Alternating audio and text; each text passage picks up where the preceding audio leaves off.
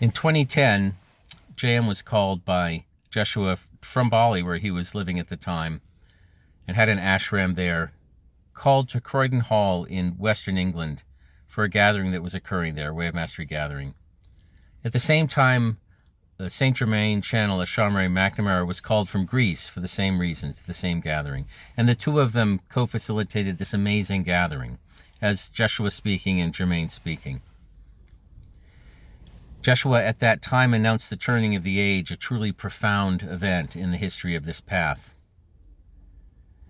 At the end of the gathering at Croydon Hall in Somerset, the group was guided to go to Glastonbury. Shawnmary was going to be having a session there that night. Saint Germain was going to be channeling.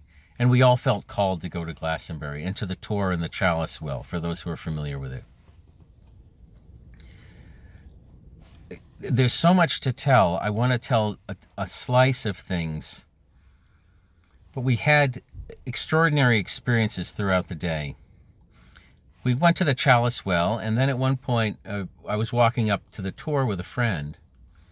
And I said, "How are you doing today?" And just saying hi. And he goes, "Well, how do you want me to be doing? After all, this is your dream." Well, when he said that, something hit me. And I was thrown into this realization that everything was happening was a dream. And it was as if I'd gone into an altered state. My mind was completely thrown off.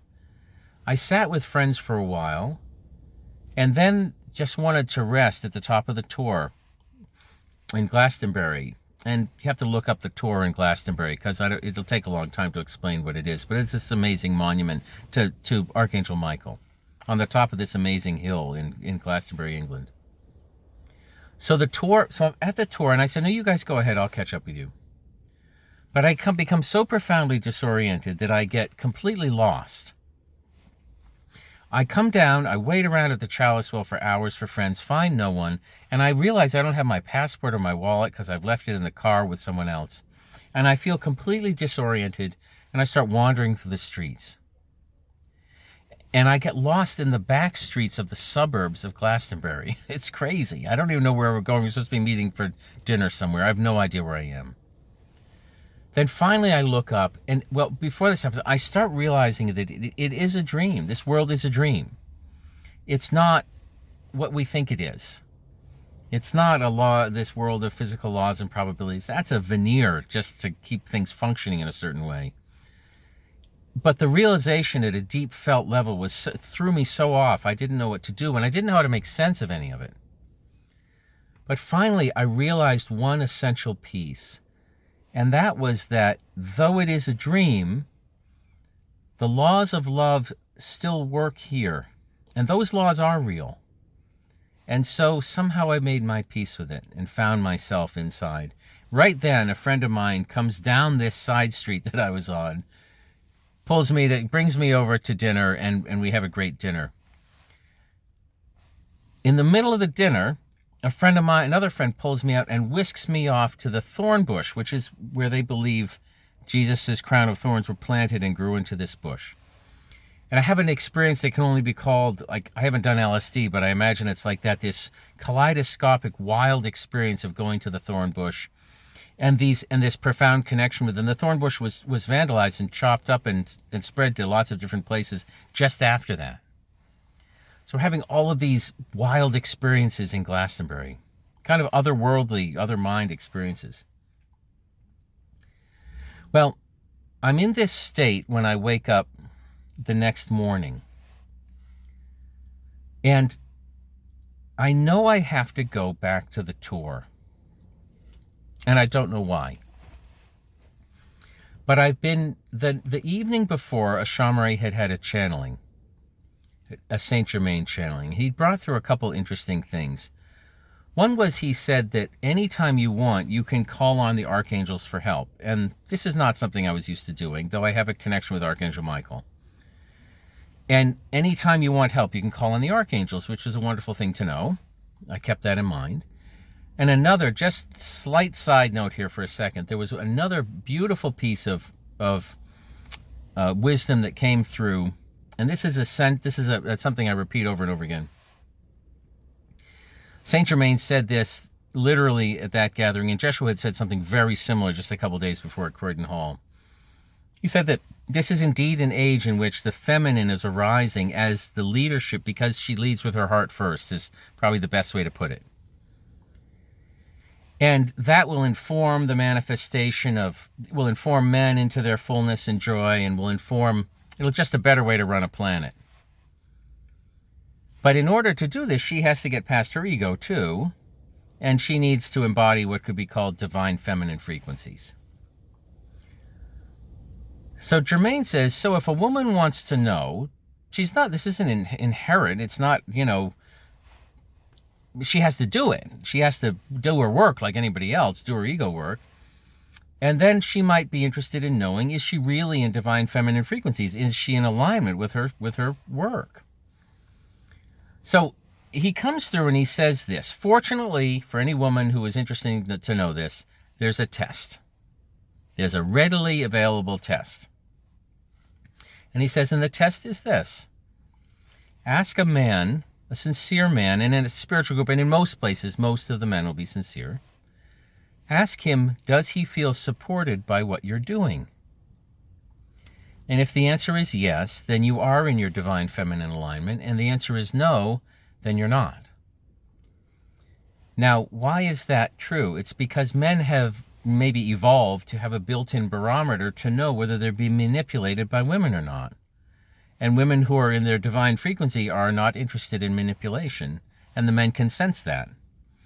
So it's this amazing, beautiful teaching and beautiful test. It might go the other way around for women and men and women too, but I've always used that, and I'll say that to women in groups, and in spiritual groups or any groups. If there are 4 women in the room, generally there'll be 3 different responses. One is hair up in the back of the neck and wanting to attack because their ego stuff's been brought up. The other is, kind of just wondering about that. And the third group of women will say, oh, well, do you feel supported by what I'm doing? Those are the ones to trust at the moment. Of course, they're all trustworthy in the end. A little aside teaching, but a really amazing, beautiful, valuable teaching. And one that I think is essential because the masculine has a role in this new age as well, which is supporting women. And that's one of the ways they can support women is through this inherent wisdom test that they carry within their bodies, the men carry within their bodies, this barometer, sharing the wisdom of that barometer. So I veered off subject, but that was an important thing that came out of that channeling. But he also said you can call on the archangels for help whenever you need help. So I woke up and I knew I had to go back to the tour, and I know the tour's connected with Saint Michael, Archangel Michael. And I'd been there before, and there's sheep all over the tour. The tour's a big hill with a 25, 30, maybe 40-foot monument on the top of it that you can walk through, stone. Not entirely dissimilar from the Newport Tower in Rhode Island, which we'll talk about later. So I'm walking on my way, 5:30 in the morning, the only person on the street, and I'm thinking, I have to go back to the tour, and something's going to happen there. And then I'm thinking, well, this is ridiculous. It's cold for one thing, and why am I doing this? And I go by a little church with Mary Magdalene Church. I have a beautiful connection with her. And also with someone that I was told, David Zebedee, who I was told I was incarnated as in Jeshua's lifetime, married. It was Jeshua's younger sister, whose name was Ruth, and she was always someone who was in my heart. So I had a strong connection with Mary Magdalene and Ruth on the way to the tour.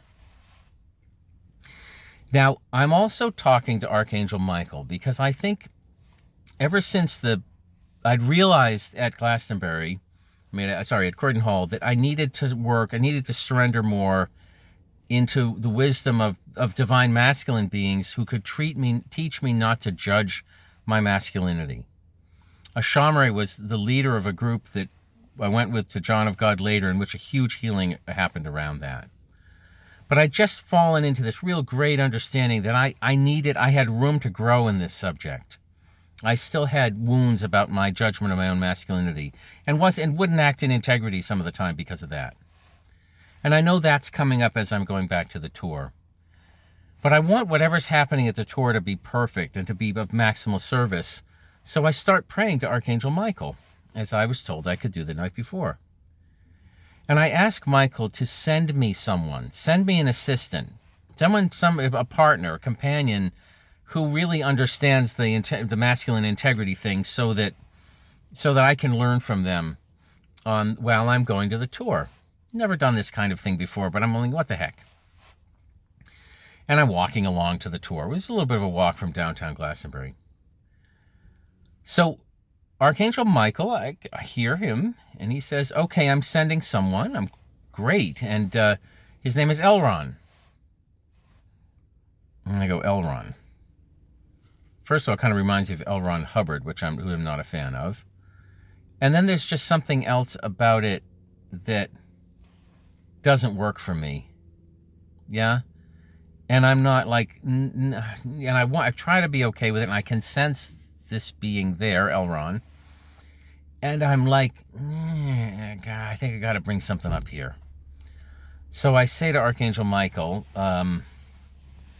yeah, this isn't working for me, Elron, the frequency just doesn't feel right. Can we call him something else? How about Ray? Ray's kind of a nice guy's name. Archangel Michael will have nothing to do with this suggestion. This is his guy. He's standing behind him.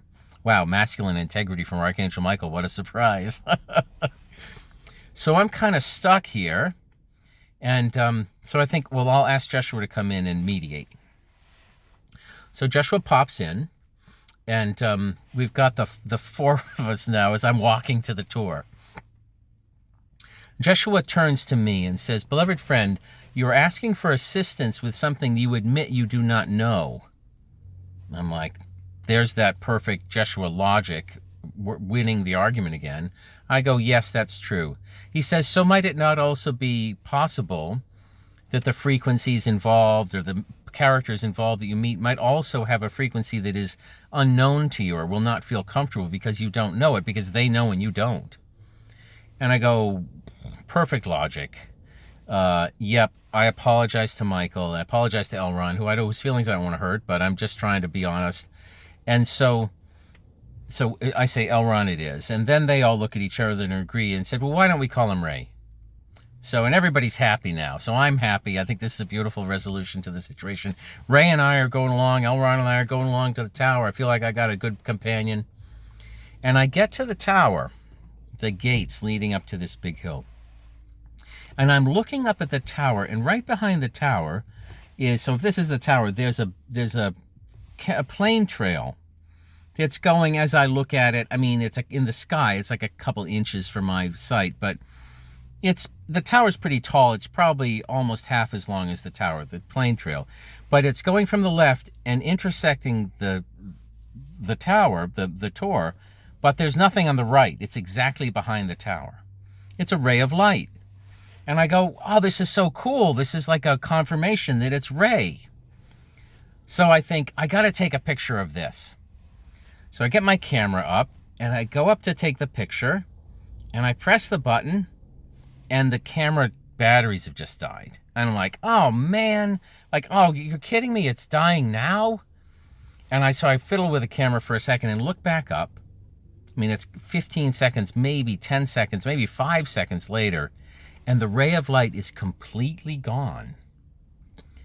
This is a clear morning. Chemtrails take 5 minutes to dissolve in that situation, if that's fast. There's no plane on the other side of the tour. The whole thing has completely disappeared.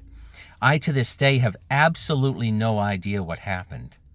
And if it wasn't for knowing that I was taking the picture at the time, if it wasn't for the picture, knowing that I'd stopped to take the picture, I never would have believed it was there in the first place.